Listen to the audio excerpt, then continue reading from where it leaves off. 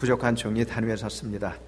이제 저희 모습은 십자가 뒤에 감춰주시며 주님의 영광의 말씀만 나타날 수 있도록 역사해 주시고, 성령님께서 이 시간 저희들의 마음을 열어주셔서 주의 말씀이 저희 성도님들 가운데 떨어질 때, 그 마음밭에 떨어질 때 많은 결실을 맺을 수 있도록 주의 인도해 주시며, 주의 살아계심을 저희들의 삶을 통해서 경험할 수 있도록 인도해 주셔서, 하나님, 이제 주님밖엔 저희들의 소망이 없다는 것을 느끼게 하여 주시고 체험하게 하여 주시고 도와주시옵소서. 예수님의 이름으로 간절히 기도드립니다. 아멘. 오늘 말씀의 제목은 환난 가운데 기쁨이라는 제목을 통해서 은혜를 나누도록 하겠습니다. 이제 점점 나이가 들어가면서 이제 리타이어 은퇴가 벌써 한 7년 8년 남았네요. 근데 이제 한 해 한 해 지나가면서 하나님 앞에 저희 시간을, 귀한 시간을 하나님 앞에 어떻게 값지게 드릴까 하는 그러한 생각을 해보았습니다.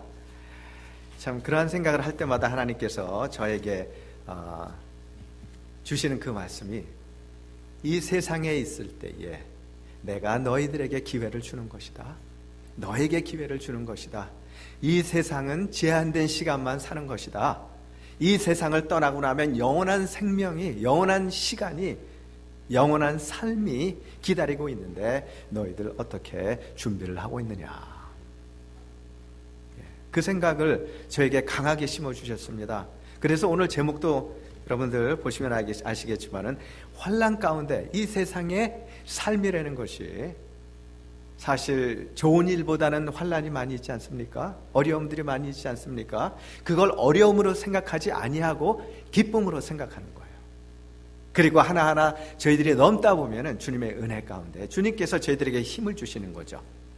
그리고 저희들의 모든 것들이 주님을 위해서, 주님을 바라보면서 기도 가운데 행해지고 있기 때문에 저희들의 수고와 땀과 저희들의 정성이 어디로 올라가겠습니까? 하늘로 올라가는 거죠. 그것들이 여러분들 영적인 삶의 제목이 되는 겁니다. 영적인 삶에 영원토록 거할 그 집을 만드는 거예요. 분명히 그렇게 성경은 말씀을 하고 있습니다. 여러분들 오늘 말씀을 통해서 귀한 은혜 받으시는 여러분들 되시기를 주의 이름으로 축원드립니다. 아멘. 평생을 높은 돌벽으로 가려져 있는 도시에서만 살기 때문에 시골의 들판이나 목장을 보지 못한 어떤 형제가 있었습니다. 형하고 동생입니다. 형제가 있었어요. 어느 날 시골길을 걷다가 한 농부가 밭을 열심히 갈고 있는 그 모습을 보게 됐습니다. 그 농부의 행동을 유심히 바라보던 그들은 아주 당황스러워했어요. 도시에만 살았으니까 농촌의 농사 짓고 이러는 일들을 전혀 모르는 거예요. 그들이 얘기하기를, 도대체 저 농부는 무엇을 하기 때문에 저런 이상한 행동을 하고 있을까?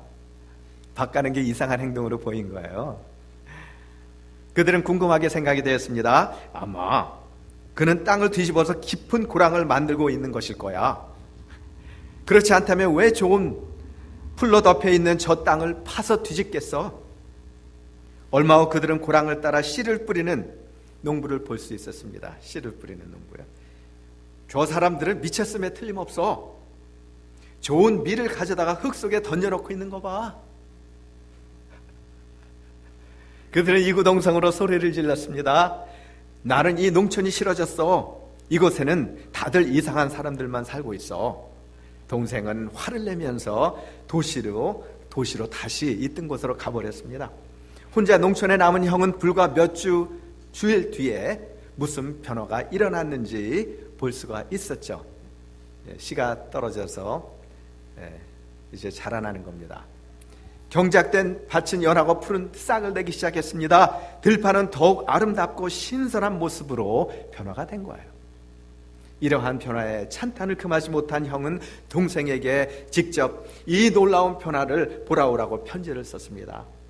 동생 역시 들판의 변화를 보고 같이 매우 기뻐했어요. 신기했어요. 시간이 흘러 밀이 점점 자라서 황금빛 이삭을 맺는 모습을 보고 그들은 농부의 행동을 이해를 그때는 했습니다. 밀이 다 자라자 농부는 뭘 합니까? 밀이 이제 다 자랐습니다. 그냥 놔두지 않잖아요. 그것을 낫을 갖고 자르기 시작했습니다.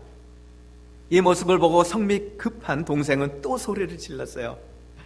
저 농부는 정말 바보다. 저렇게 아름다운 밀을 자라게 하려고 그 고생을 하더니만 이제는 자기 손으로 그것들을 자르다니. 저런 바보를 보고 있는 내가 더 바보지. 다시 도시로 돌아가야 되겠다. 가자. 그리고 또 도시로 돌아갔어요. 그래도 참을성이 많은 형은 이번에는 농촌에 남았습니다. 그는 농부가 밀을 다 베어서 곡간 안에 들이는 이것을, 곡간 안에 들어가는 것을 이제 바라보았어요. 농부는 솜씨 있게 알곡과 쭉정이를 갈라서 알곡은 곡간 안에 들이고 쭉정이는 불에 태웠습니다. 형은 농부가 뿌린 씨보다 100배나 많은 100배나 많은 밀을 거두게 되었다는 이 사실을 알고 경이감에 사로잡혔어요. 정말 놀란 거죠. 이제야 그 농부가 했던 모든 일에는 다 나름대로의 이치가 있었다는 것을 그때야 이해를 하게 됐습니다. 이 이야기는 우리에게 깊은 뜻을 가르쳐줘요. 왜 우리는 환난 가운데 기뻐해야 됩니까? 세상 사람들이 보면 우리를 이해할 수가 없습니다. 아마 이 형제들처럼 이렇게 생각할지 몰라요. 우리는 다 이상한 사람일 수 있습니다. 왜 환난 가운데 우리가 기뻐해야 됩니까? 그렇게 생각할 수 있는 사람들이 있겠죠. 믿지 아니하는 사람들은 이해를 못하겠죠. 우리가 왜 그렇게 기뻐해야 되는지. 그렇지만 끝까지 지켜본 형은 그 농부의 깊은 뜻이 있었던 것을 알았듯이 신앙의 믿음을 잃지 않고 어떠한 어려움 일들이 닥칠지라도 우리의 믿음이 흔들리지 아니하고 오로지 주만 바라보고 나아갈 때에 환난을 신앙의 기쁨으로 받아들이는 그 사람들에게는 농부가 곡식을 거두는 것처럼 많은 결실이 우리의 삶 속에서 풍성할 것, 이것을 믿는 것이 저희들의 신앙입니다. 아멘. 베드로는 그 당시에 베드로가 생존할 당시입니다. 신자들이 그들의 삶 가운데 직면하는 박해와 고난을 극복할 수 있도록 그들을 격려를 했습니다. 그리고 온갖 어려움을 겪는 신자들을 위로하기 시작했어요. 그리고 위로를 했습니다. 우리들이 잘 알지만은 그때 64년, 주후 64년에 네로 황제 때 얼마나 많은 핍박이 있었습니까? 영화로도 나와서 여러분들 잘 아시죠? 또 역사를 통해서 배우셨죠? 많은 크리스찬들이 죽었습니다. 순교당했습니다. 공식적인 그리스도인들의 밖에는 주후 64년에 네로 황제가 로마 황제의 책임을 그 로마 황제가 아니라 화재입니다. 로마가 불이 탔는데 엄청나게 큰 불이 일어났지 않습니까? 시에 자기가 불을 질러놓고 이것들을 그리스도인들이 했다, 그렇게 얘기를 한 겁니다. 이때 베드로와 바울 사도는 순교한 것으로 추측을 하고 있습니다. 비록 그들이 순교는 했지만은 짧은 인생을 살다 갔지만은 그들의 영혼은 어떻게 됐을까요? 지금도 천국에서 우리들을 위해서 기도하고 있습니다.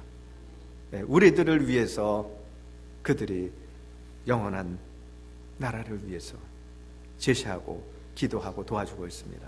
개인적인 고난은 예수님을 믿음으로써 세상적으로 당하는 고난이 있습니다. 그 당시에 그리스도인이기 때문에 당하는 불이익과 차별과 고난들이 있었습니다. 베드로는 소아시아의 교인들에게 고난을 극복하고 앞으로 다가올 영원한 영광을 바라보도록 그들에게 도전을 줬습니다. 이제 본문을 통해서 우리가 여러 가지 환난을 받습니다. 그러나 이제 본문을 통해서 오히려 왜 그 환난 가운데 우리가 기뻐해야 되는지 세 가지 이유를 통해서 은혜를 나누도록 하겠습니다. 환난을 통해서 주님은 먼저 첫째로 산 소망을 우리에게 주시기 때문입니다. 3절에 있습니다. 찬송하리로다 우리 주 예수 그리스도의 아버지 하나님이 그 많으신 긍휼대로 예수 그리스도의 죽은 자 가운데서 부활하심으로 말미암아 우리를 거듭나게 하사 산 소망이 있게 하시며,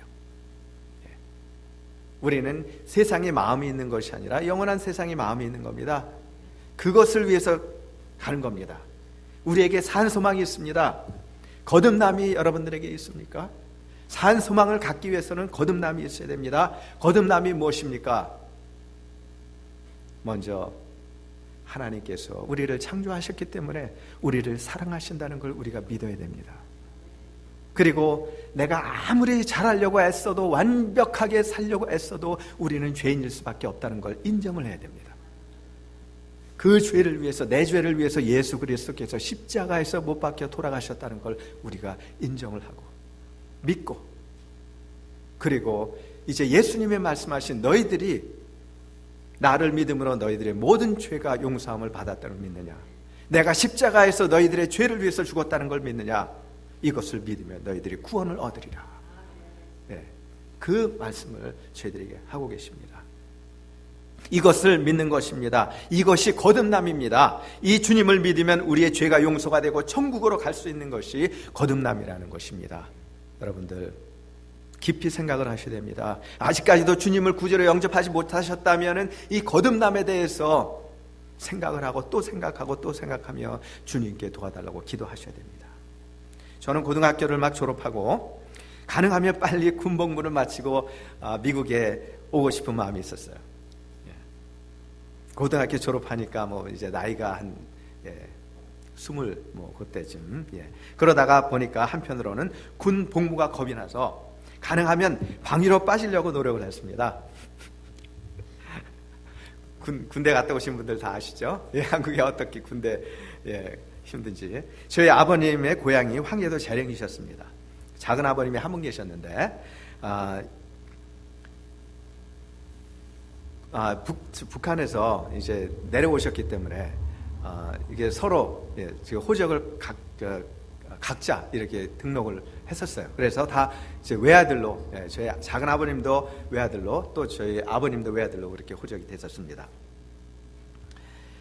이제 외아들이기 때문에 저는 아버지 독자, 저 독자 해가지고 2대 독자로 해서 방위로 빠지려고 노력을 했었어요.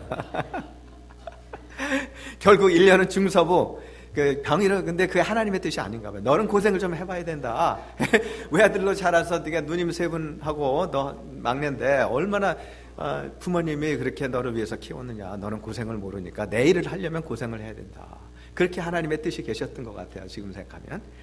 저는 안 가려고 참 노력을 했는데 하나님께서 보내시니까 뭐 가게 됐습니다. 그래서 군대 가는 것도 하나님께서 제일 힘든 데를 보내셨더라고. 저를. 후방하고 전방이 있지 않습니까? 그럼 전방은 더 힘들어요. 왜 그러냐면 직접 북한 군인들하고 이제 마주 봐야 되니까 언제 어떻게 일이 일어날지 모르지 않습니까? 훈련도 더 셉니다. 결국 중서부 전선의 비무장지대 근무하게 됐어요. 비무장지대에서 근무를 했고, 그걸 이제 전방 지역이라고 얘기하고, 비무장지대라고 얘기하고, 그리고 이제 회바 지역이라 그래. 거기보다 조금 떨어진데 이제 돌아요. 한 부대만 계속 있는 게 아니라 이제 회바 지역하고 돕니다. 회바 지역이 전곡, 거기서 군대 생활을 했습니다. 이제 여기서 군대 생활을 쭉 했어요. 근데 군대 생활이 어려워서 그랬겠죠. 저희 훈련 중에 탈영병이 있었어요. 그리고 군 복무 중에 제 밑으로 2등병으로 갓 들어온 참 청년인데 자살을 했어. 총기로 본인이 이렇게 M16 있죠, M16 방아쇠를 여기다 놓으면은 딱 맞아요, 머리하고. 정확하게 길이가 맞습니다. 이걸로 자살을 한 거예요. 그러나 저는 어떻게 생각을 했냐면 분명히 세월은 간다. 33개월만 지나면 제대다. 그걸 생각을 했어요. 그리고 스스로 위로하면서 군대 생활을 잘해서 마쳤습니다. 할렐루야. 주님 감사합니다. 우리의 신앙생활에도 이와 비슷한 면이 있습니다. 우리에게는 산소망, 즉 영원한 구원의 소망이 없다면 우리의 신앙생활의 의미가 무엇입니까? 저는 제대한다. 나는 제대한다. 33개월만 참자. 우리는 어떻게 생각을 해야 됩니까? 이 세상에서의 힘들고 어려운 그러한 환난들이 있을지라도 나는 기쁨으로 받으리라. 나는 이 세상 떠나면 영원한 천국이 기다리고 있다. 주님께서 나를 위해서 나의 모든 수고 이러한 것들을 인정해 주시면서 이제 큰 은혜를 베풀어 주실 것이다. 이걸 믿고 나가는 겁니다. 저희들의 이민으로 미국 샌프란시스코에 와서 살고 있습니다. 타국 생활의 어려움과 힘든 일들이 우리를 힘들게 할 때가 있습니다. 어느 날 LA 방송에서 뉴스를 한 것을 저는 들은 적이 있습니다. 30대 초반의 부부인데 남자는 비디오 가게를 하고 여자는 영주권 문제 때문에 식당에서 카운터 겸 웨이트레스를 담당하고 있었습니다. 여자가 가끔 늦게 들어오게 되고 남편은 혹시 자기 부인이 주인 남자하고 다른 관계가 있지 않나 하는 것으로 의심을 해서 싸우다 보니까 결국 권총으로 부인과 자신 생을 마감하는 것으로 끝을 냈습니다. 참 마음이 이런 자주는 없지만은 가끔 이런 슬픈 소식이 들려지지 않습니까? 만일에 이 사람들에게 산 소망이 있었다면 이렇게까지 했겠나? 이분들은 세상에 너무 많은 소망을 둔 사람들 같았습니다. 여러분들 힘들고 어려운 일들이 있습니까? 주님을 바라보세요. 성령님께 기도하세요. 나에게 힘과 능력을 달라고. 세상을 바라보지 아니하고 문제를 바라보지 아니하고 주님을 바라보게 해달라고. 주님께서 분명히 여러분들에게 힘과 능력을 주실 것입니다. 천국의 시민권을 위해 이처럼 노력하고 화목했다면 큰 영육의 축복을 얻는 것인데 아깝게도 이 세상에 산소망을 두었기 때문에 마음 결과를 이분들이 초래를 했습니다. 요한복음 3장에 니고데모라고 하는 종교 지도자가 있었습니다. 잘 아시죠? 요한복음 3장이요. 그는 정치적으로 종교적으로 높은 위치에 있었지만은 평생을 유대교를 믿고 하나님을 섬겨왔지만은 그에게는 산소망이 없었어요. 그는 밤에 예수님께 찾아가서 거듭남에 대한 해답을 듣고 그리고 이제 주님을 영접하고 그리고 돌아갔습니다. 아무리 신앙생활을 오래 하여도 거듭남의 체험이 없이는 우리는 살아있는 소망을 체험할 수가 없습니다. 살아계신 성령님, 살아계신 주님의 능력과 역사를 우리 삶 가운데 체험을 해야 돼요. 여러분의 거듭난 체험을 통해서 항상 천국의 소망을 두고 매일매일의 신앙생활에 승리하시는 여러분들 되시기를 주의 이름으로 축원드립니다. 아멘. 환난 가운데서 우리에게 기쁨이 있는 이유들은 주님께서 첫째로 산 소망을 우리에게 주시기 때문이라고 말씀드렸습니다. 두 번째로 시련을 통해 강한 믿음을 갖게 하신다는 것입니다. 시련을 통해서 강한 믿음을 갖게 하신다는 것입니다. 우리는 강한 믿음 없이 세상에서 믿음으로 승리하기가 쉽지 않습니다. 믿음의 적이 무엇입니까? 세상입니다.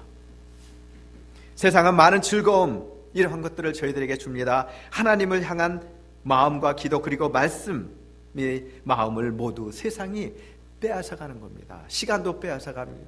거기에 세상에 심취하다 보니까 세상을 즐기다 보니까 하나님께 드릴 시간을 점점 세상에 빼앗아가는 거예요. 나의 삶 속에서. 그리고 우리의 영혼들을 세상의 것들로 가득 채울 때 현재는 즐겁고 행복한 것 같지만 결국 우리를 파멸의 골짜기로 인도하게 되는 것입니다.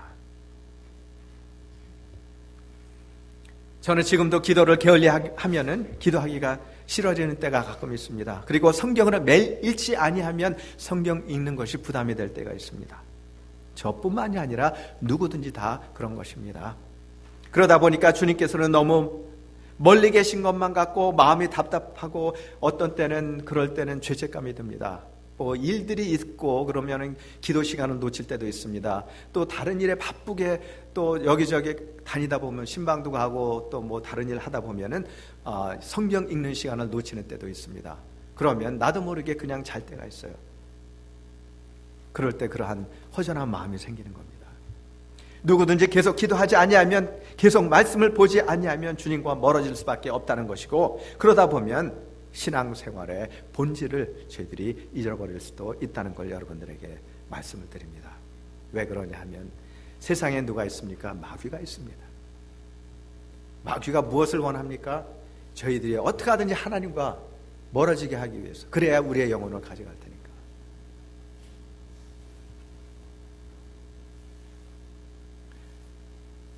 많은 사람들이 저도 가끔은 포함이 됩니다.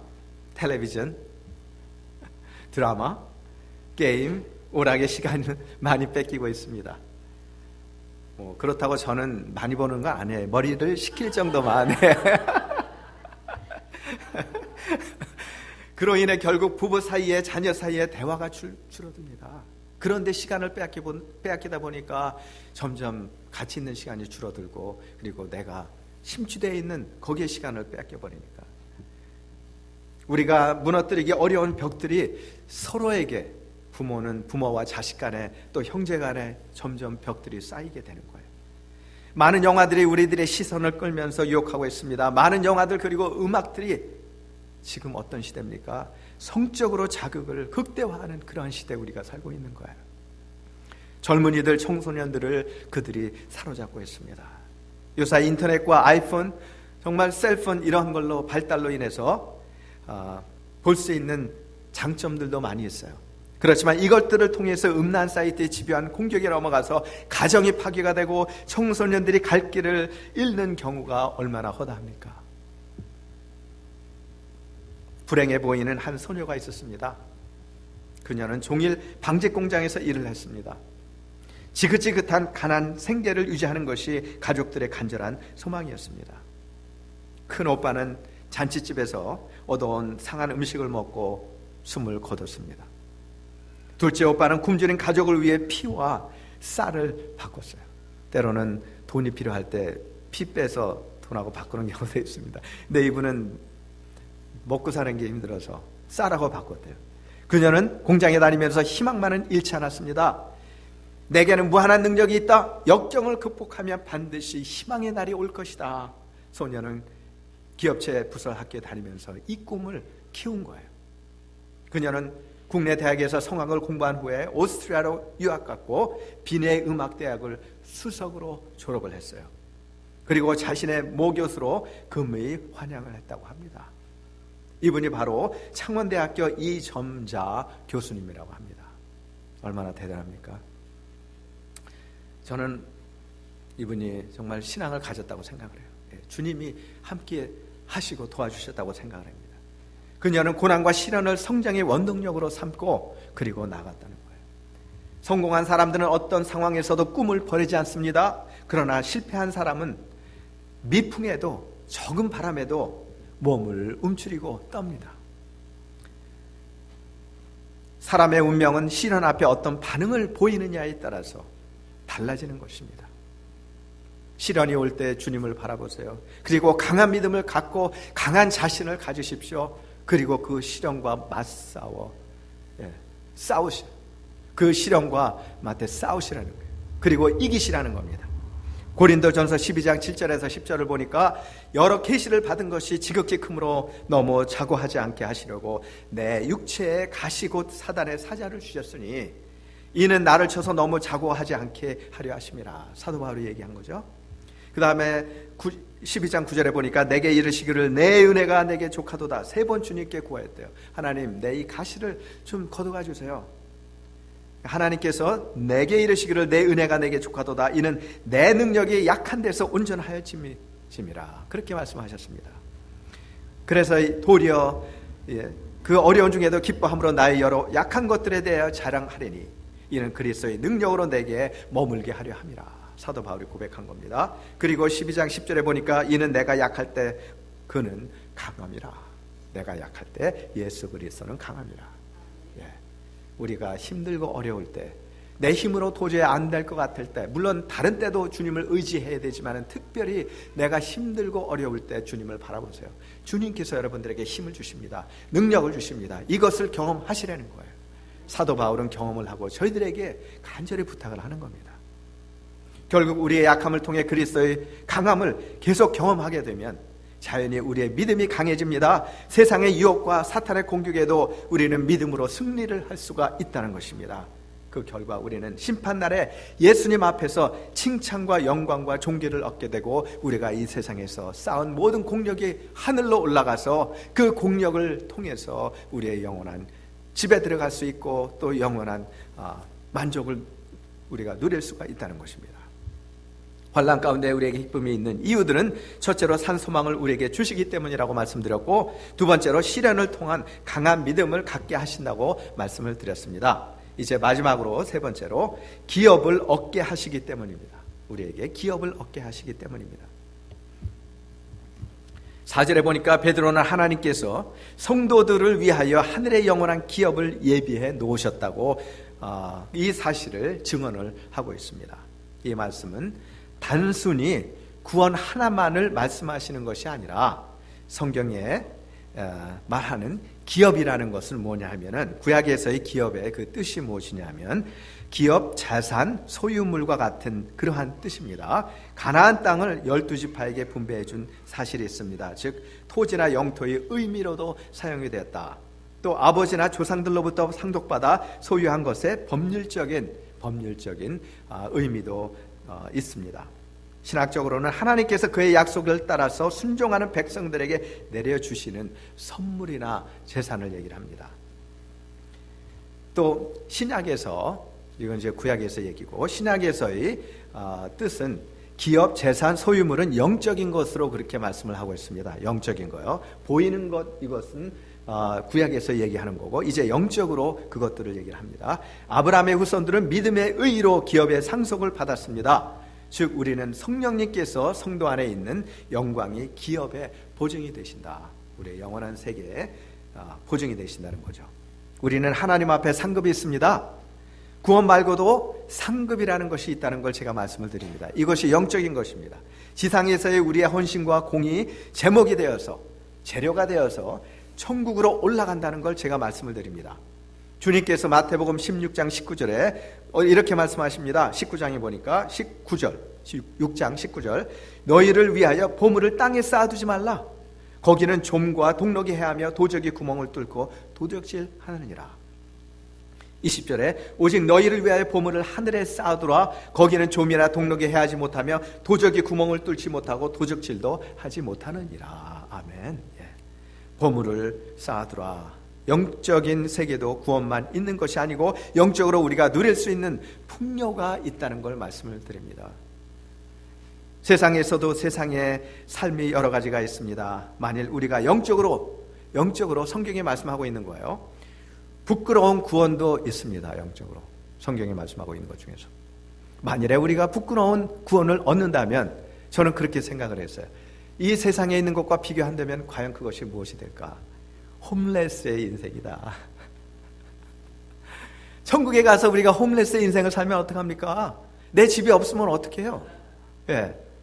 얼마나 불쌍합니까? 홈레스들 여러분들에게 정말 조금이라도 달라고 이렇게 손 벌리고 있을 때 그들에게 줄 수도 있죠. 그러나 입장을 생각을 해보세요. 만일에 입장이 바꿔됐다. 너무나도 마음이 아픈 거죠.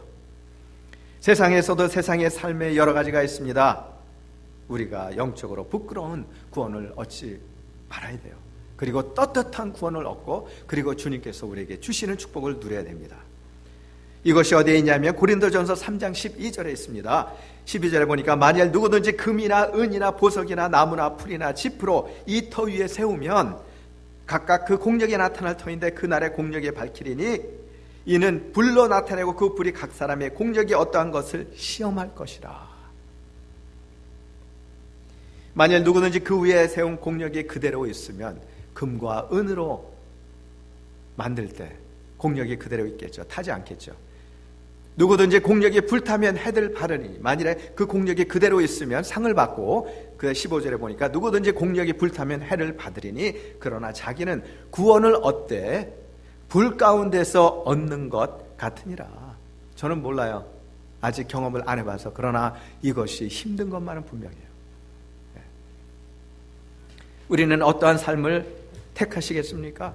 세상에서는 힘이 들고 고통스러울지라도 불에 타지 아니하는 은과 같은 그러한 신앙생활로 하나님 앞에 영광 돌리시는 여러분들 되시길 주의 이름으로 축원드립니다. 어떤 목사님이 꿈에 죽어서 천국에 갔습니다. 꿈이에요. 실제가 아니고. 이상하게 생긴 총알 택시 기사도 죽어서 들어오고 있었습니다. 그런데 사도 베드로가 마중을 나왔습니다. 목사님은 이쪽으로 가십시오. 이쪽이 지옥으로 향하는 길입니다. 그리고 총알 택시기사는 이쪽으로 가십시오. 여기는 천국으로 가는 길입니다. 그래서 목사님이 베드로에게 세상에서 목사 일을 한 사람은 접니다. 저분은 총알 택시 기사였고요. 생명을 구원하는 일에 인생을 바친 저는 지옥이고 온갖 고통 위반을 한 총알 택시는 천국이고 뭔가 사고가 있지 않습니까? 베드로가 대답하기를 아닙니다. 바로 된 것입니다. 목사님이 아니 어찌 이런 일이 있을 수 있습니까? 하자 베드로가 설명을 합니다.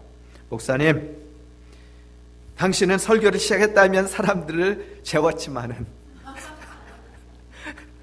그렇지만 총알 택시 기사는 사람들에게 기도를 하게 했답니다. 그 택시만 탔다면 아이고 하나님 하면서 사람들에게 하나님을 찾게 만들었거든요. 당연히 이해하는 풍자입니다. 우리의 삶 속에 이 세상에서 어떻게 주님을 위해 사느냐, 여기에 따라 상급이 주어진다는 말씀입니다. 우리는 신앙의 소녀들처럼 환난 가운데 신앙이 침체가 되지 아니하고 오히려 저희들을 더 도와주는 그러한 역할을 하는 신앙관을 갖고 살아야 된다는 것입니다. 오히려 환난을 기뻐해야 된다는 것입니다. 왜냐하면 환난은 우리에게 살아있는 소망을 주고 정금 같은 믿음을 주고 그리고 천국의 기업을 우리에게 선물을 하기 때문에 우리는 기뻐하는 여러분들 다 되시기를 주의 이름으로 축원드립니다. 기도하시겠습니다. 하나님, 이 시간에 주의 말씀 가운데 이제 저희들을 축복해 주셔서 귀한 주님의 성전을 지키며 믿음을 지키며 주님께 영광 돌리는 저희들의 삶을 살 수 있도록 인도해 주셔서 감사를 드립니다.